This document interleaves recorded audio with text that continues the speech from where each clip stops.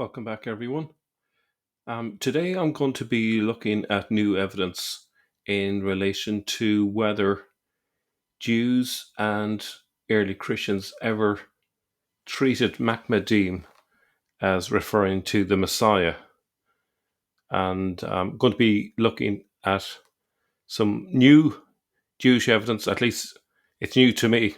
It may not be new to you.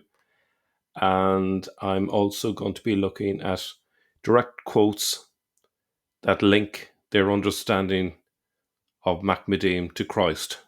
And this is material that has eluded me. I have referred to the church fathers and I've been challenged on it. Well, where are the quotes? And it's very hard to find them simply because it's to do with translation. So once you have a term in Hebrew and it's translated into Greek and Latin, and then you go looking for the term, you don't see it there because it's translated. So you have to deal with it as a translated term rather than looking for the original Hebrew. So I think it'll all become clear as I go through this. So I'm going to be first looking at a Targum referred to as the Targum to Shir HaShirim, which is the Targum to the Song of Songs. And a Targum is essentially an expansion of the scripture with kind of an exegesis explaining what the text means with, sometimes with insertion of ideas into it in Aramaic. And because this tended to be like an ongoing project, even though it might have started in the early centuries, it continued on being developed and developed and developed. And as far as I can tell, it reached maturity by the 7th century. So it probably was begun around the 4th or 5th century and went through various iterations. So that's the Targum, and it kind of reflects the Jewish thinking at that time in relation to Song of Songs. And I'm also going to be looking at church fathers and how they deal with that term Mahmadim, but obviously they're dealing with it through the Greek or Latin, as the case may be. Now we have this familiar inscription here. The question is, are there any other examples of Jews linking Mahmadim to the Messiah? So we've seen this inscription before. It is found in the Najran and dated to 523 AD by the Lord of Jews, by the Mahmed. Now this can be interpreted in one of two ways. It can be a double reference to God. So Mahmed then would be the praised one, God being the praised one, or it could be referring to the Messiah. And I've tended to lean towards the latter. But it's kind of ambiguous.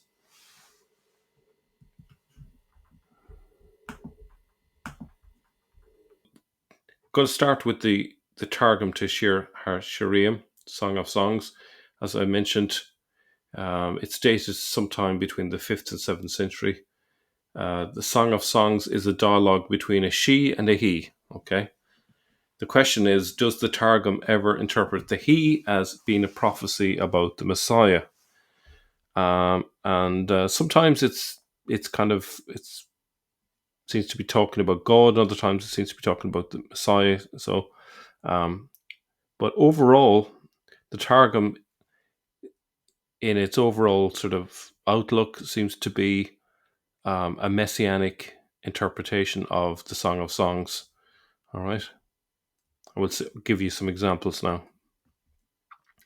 This Targum dramatically expands the poetic imagery of the original, transforming a love poem into a sweeping allegory filled with messianic hope and eschatological promise. So they're going beyond the literal meaning of it as a love poem and viewing it as an allegory about the Messiah.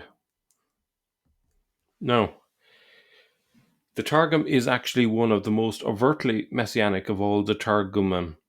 Unlike the Hebrew original, which is a love poem, the Aramaic Targum interprets the whole book allegorically as a relationship between God, Israel, and the future redemption.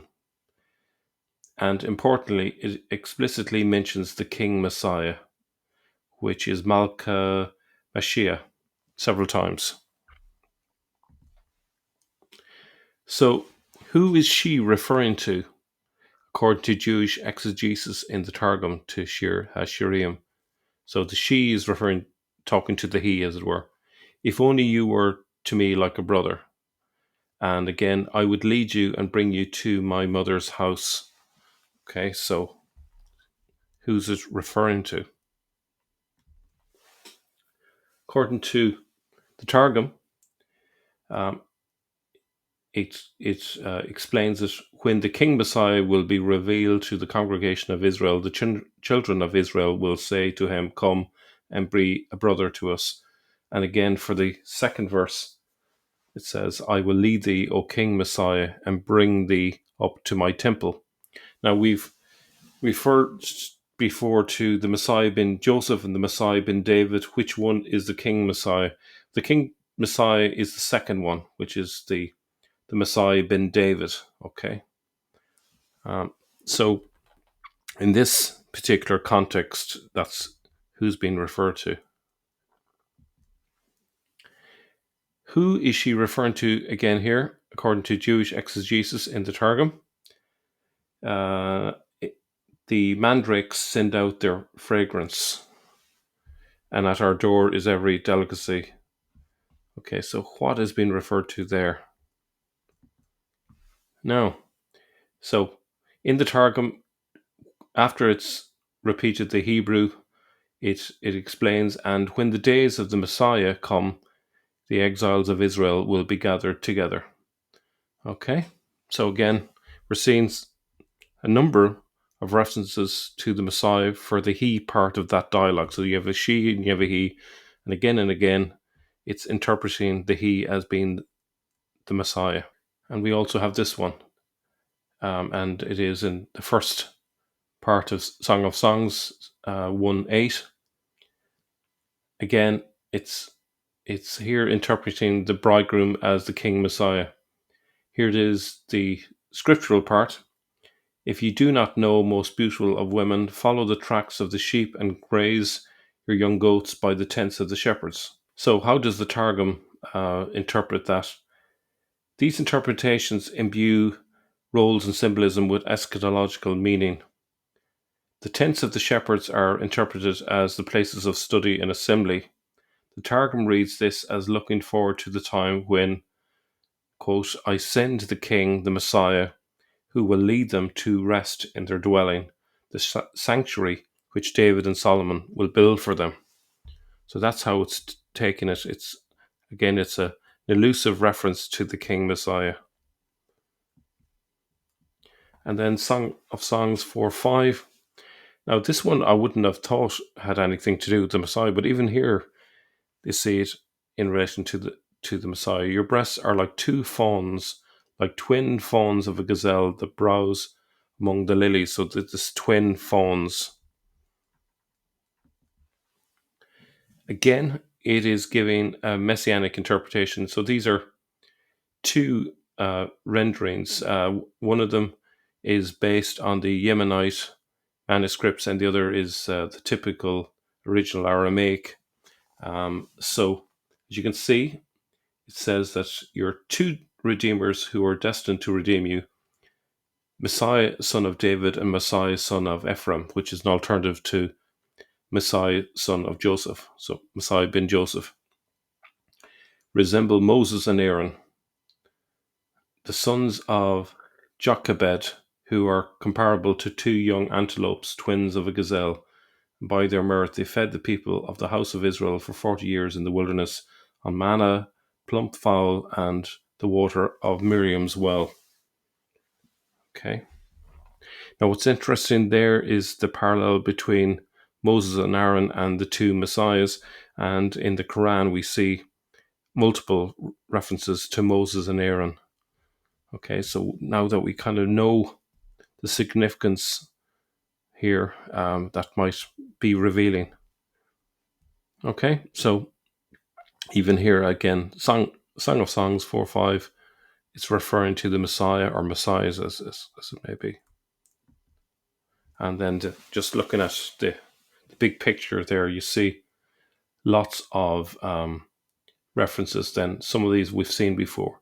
And say, Song of Songs 7, and when it will be the Lord's will to redeem his people from exile, the King Messiah will be told, blah, blah, blah. 8:1, and at that shall the King Messiah be revealed. 8:2, I will take thee, O King Messiah, and make thee go up into my temple, etc.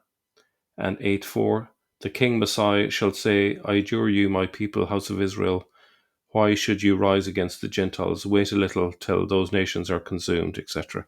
So you can see again and again the he in that dialogue is being interpreted by Jews as being the King Messiah. So finally get on to Song of Songs 5:16. His mouth is most sweet, and he is altogether desirable. This is my beloved, and this is my friend, O daughters of Jerusalem. Now, logically, when we take in all the other contexts where the he is being referred to as the King Messiah, logically here we would have to deduce that, again, it's the same he, it's not a different he, and so therefore it's referring to the King Messiah. But for whatever reason, the interpretation that's given here is a bit ambiguous. It could be referring to the Messiah, it could be referring to God, or maybe it's not entirely clear. But it certainly is ambiguous here. The words of his palate are as sweet as honey, and all his precepts are more desirable to his sages than gold and silver. This is the praise of God, my beloved. This is the strength of the might of my dear master. O you prophets who prophesy in Jerusalem. So the question is it about God or the Messiah that is prophesied by the prophets, or is it a bit of both? It seems odd that elsewhere that he who is addressed is given as the King Messiah. It remains possible that the Mahmadim refers to the Messiah. So it's not a slam dunk here, but the possibility, I think, if you look at the wider context and the overall trajectory of how the Song of Songs is being interpreted, I think it's fair to say that at least the possibility of that interpretation is given. Maybe it wasn't altogether desirable to leave an explicit connection between Mahmadim and the Messiah, especially after the 7th and 8th century. I'd imagine they would want to scrub that out, given that Islam had taken off with a prophet called Mahmad. Okay, so it's intriguing. That's we'll leave it at that. Now we're going to look at the Church Fathers. So the Church Fathers deal with the term Mahmadim in its translation in Greek or Latin, depending on the case. Okay, so the Church Fathers are not primarily dealing with Hebrew in terms of the Old Testament. They are dealing with what they consider to be the authoritative Old Testament, which is in Greek for them. So the Septuagint, which is referenced in the Gospels very clearly rather than the Hebrew Bible, is what they go with. And Mahmadim is translated in Greek as opithemia, and the whole part would be, and he is wholly desire, or he is like completely desire. All right. In the Vulgate, the Latin Jerome translates it as et totus desirabilis, a bit of a mouthful, and he is altogether desirable. Okay, so the fathers are reading it through either the Greek desire or longing or the Latin desirabilis. Okay, now so bear that in mind. Now we look at how the church fathers interpret then that phrase altogether desirable or wholly desire, and then we can see how they refer to it, and do they refer to it as to do with Christ or the Messiah. So we look at Origen, 3rd century. What else is meant by altogether desirable than that Christ in his entirety, his words, his deeds, his mysteries, is the delight of the soul that loves him? So it's 100% clear, even if he doesn't use the original Hebrew term, Mahmadim, you can see that he sees that term as referring to Christ. Gregory of Nyssa, 4th century, comments on Christ as the object of desire, though not always verse by verse. When the bride says of him, he is holy desire, she teaches us that no part of his beauty is lacking, but from every side he draws the soul to himself with love. Ambrose, 4th century, in De Isaac vel Anima, uses similar language. The soul finds in him every delight, in his words sweetness, in his sacraments beauty, in his mysteries desire. Therefore is he called altogether desirable. And then Augustine, 4th to the 5th century, in a sermon connecting Christ and the church to the song, he says, the church recognizes in Christ her bridegroom, of whom it is sung, he is wholly desirable, Mahmadim. For in him there is nothing that does not delight. He is altogether fair, altogether good. Now, Theodorus of Cyrus, 5th century, in his commentary on the Song of Songs, he explicitly says that Christ is the bridegroom. So I'm going to give you this paragraph in full here. Having been guided from the ancient bridegroom to the new one, in the same way, let us understand the book of the Song of Songs, and abandoning these opinions that are deceptive and harmful, let us follow the Holy Fathers, and let us understand one bride discoursing with one bridegroom, and let us learn from the Holy Apostles who this bridegroom is and who this bride is. For the most divine apostle indeed teaches us, when he writes as follows, I have betrothed you to one husband, to present a pure virgin to Christ. Indeed, he says that the bride has been composed out of many, for he says, I have betrothed you, that's plural, not you singular, which are clearly the souls that are godly and perfect in virtue. For the divine Logos knows the church as bride, and it terms Christ the bridegroom. So now that we see that from the outset in his commentary, we can then see what he means here. So on Song 560, he writes, why should I endeavour to express his beauty piecemeal, when he is in himself and altogether the one longed for, drawing all to love, compelling all to love, and inspiring with longing, not only those who see, but even those who hear. So you can see he's referring to the meaning of that Mahmadim. All right.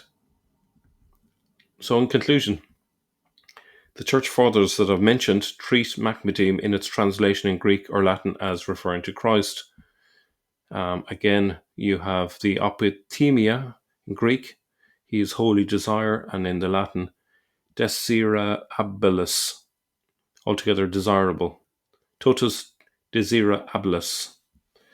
So the fathers are reading it through either the Greek, desire or longing, or the Latin. That's it from me. See you all very soon. Bye-bye.